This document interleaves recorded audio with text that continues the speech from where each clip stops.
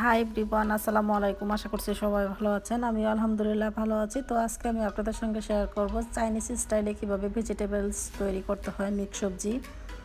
তো এই রেসিপিটি তৈরি করতে কিন্তু অনেক ইজি একটি রেসিপি। অনেক দিন ধরেই অনেক আপুরা রিকোয়েস্ট করতেছিল চাইনিজ ভেজিটেবলস বা কেক বা মিষ্টি যে কোনো রেসিপি শেয়ার করার জন্য। তো অনেক দিন ধরেই আমি ভাবছি যে এই রেসিপিটি শেয়ার করব। তো এই রেসিপিটি অবশ্য আমার রান্নার চ্যানেলে দেওয়া আছে, যারা যারা দেখতে চাও তারা অবশ্যই দেখে নেবে। তো আজকে তো দেখাচ্ছি ব্লগ চ্যানেলে। আশা করছি আজকের এই রেসিপিটি সবার অনেক উপকারে আসবে।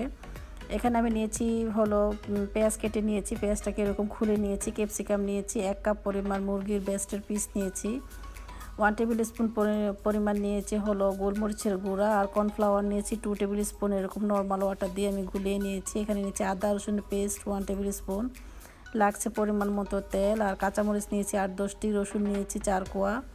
আর সবজিটা অবশ্য আপনাদের উপর যার যেমন পছন্দ ওরকম নিয়ে নিতে পারেন। প্রথমে আমি চুলাতে একটি ফ্রাই প্যান বসিয়ে দিয়েছি। এখন দিয়ে দিলাম পরিমাণ মতো তেল। তেলটা যখন গরম হয়ে এসেছে এখন দিয়ে দিলাম আমি রসুন কুচি, কাঁচামরিচ দিয়ে দিলাম, দিয়ে একটু নেড়ে চেড়ে আমি রসুনটাকে এখন হালকা একটু ব্রাউন করে ভেজে নিব।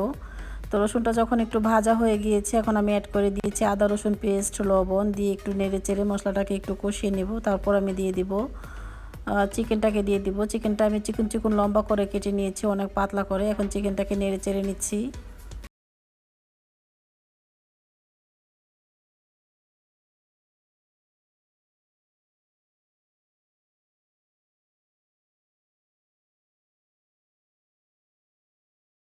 মতো আমি নেড়ে চেড়ে নিয়েছি। চিকেনটা হাফ সিদ্ধ হয়ে এসেছে। এখন আমি অ্যাড করে দিব ফুলকপি। ফুলকপিটা যেহেতু সিদ্ধ হতে একটু সময় লাগবে, তাই আমি ফুলকপিটাকে আগে দিয়েছি, পরে আমি এক এক করে সবজিগুলো মিক্স করব। তো এখন একটু নেড়ে চেড়ে তারপর 1 মিনিটের জন্য ঢেকে রাখবো।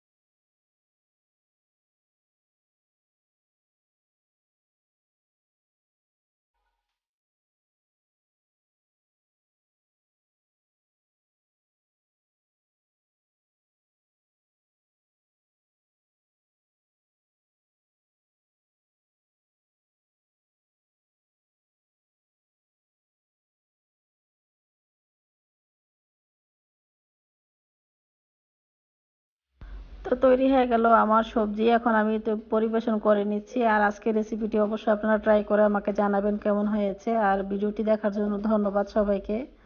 সবাই ভালো থাকবেন, সুস্থ থাকবেন। আল্লাহ হাফেজ সবাইকে।